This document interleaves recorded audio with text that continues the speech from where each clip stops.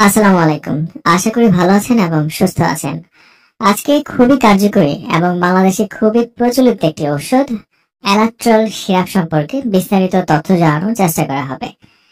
এই অ্যালাট্রল সিরাপটি কখন একজন ডক্টর প্রেসক্রিপশন করে থাকেন, কোন কোন সমস্যার ক্ষেত্রে এই সিরাপটি ভালো কাজ করে থাকে, কতদিন পর্যন্ত খেতে হয়, এর কোনো পার্শ্ব প্রতিক্রিয়া আছে কিনা, কোন কোন অবস্থা থাকলে এই অ্যালাট্রল সিরাপ খাওয়া যাবে না ইত্যাদি বিষয়ে বিস্তারিত তথ্য জানানোর চেষ্টা করা হবে। তো চলুন ভিডিওটি শুরু করা যাক। অ্যালাট্রল সিরাপ বাজারে নিয়ে এসেছে বাংলাদেশের স্বনামধন্য ওষুধ company square pharmaceutical limited.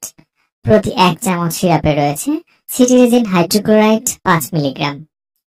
Alatrol syrup সব থেকে যে রোগটির বিরুদ্ধে বেশি কাজ করে থাকে তা হচ্ছে সিজনাল অ্যালার্জিক রাইনাইটিসের বিরুদ্ধে।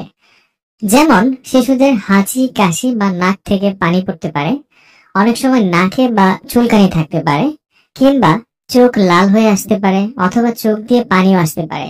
এই ধরনের লক্ষণ থাকলে একজন ডক্টর এই সিরাপটি প্রেসক্রিপশন করতে পারেন।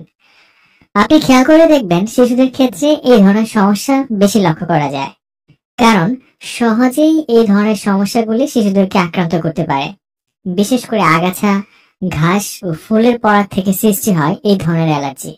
এই ধরনের অ্যালার্জি চিকিৎসায় দারুণ কাজ করে থাকে এই অ্যালাট্রল সিরাপ।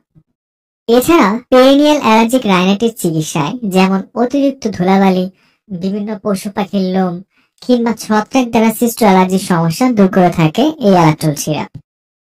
অনেক সময় শিশুদের শরীরে চুলকানি বা র্যাশ হলে কিংবা অ্যালার্জির কারণে সৃষ্ট অ্যাজমা সমস্যাতেও এই সিরাপটি প্রেসক্রিপশন করতে পারেন। অথবা ক্রনিক ইডিওপ্যাথিক আর্টিক্যারিয়ার ফলে ত্বকের সৃষ্ট উপসর্গগুলো, যেমন ত্বক লাল হয়ে যাওয়া, ত্বকে চুলকানো অথবা ত্বকে র্যাশ হওয়া ইত্যাদি সমস্যা দূর করতে একজন ডক্টর এই অ্যালাট্রল সিরাপটি প্রেসক্রিপশন করতে পারেন। এবার আসুন জানা যায় এই অ্যালাট্রল সিরাপের সেবন মাত্রা সম্পর্কে। অ্যালাট্রল সিরাপটি খাওয়ার আগে বা পরে যে কোনো অবস্থাতেই সেবন করা যায়। রোগীর প্রয়োজনের উপর নির্ভর করে ওষুধটি কতদিন খেতে হবে তা নির্ভর করে। 6 বছরের বেশি শিশুদের ক্ষেত্রে দৈনিক 2 চামচ করে একবার অথবা 1 চামচ করে দিনে 2 বার সেবনযোগ্য। আর 2 থেকে 6 বছর বাচ্চাদের জন্য 1 চামচ করে একবার কিংবা আধা চামচ করে 2 বার সেবনযোগ্য।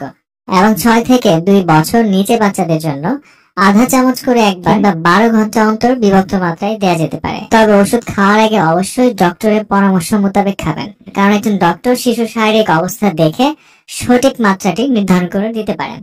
তবে যেসব শিশুদের কিডনি বা লিভারের সমস্যা রয়েছে, যাদের মাঝারি ধরনের কিংবা তীব্র কিডনি সমস্যা আছে, তাদের ক্ষেত্রে এই অ্যালাট্রল সিরাপ প্রতিনির্দেশিত।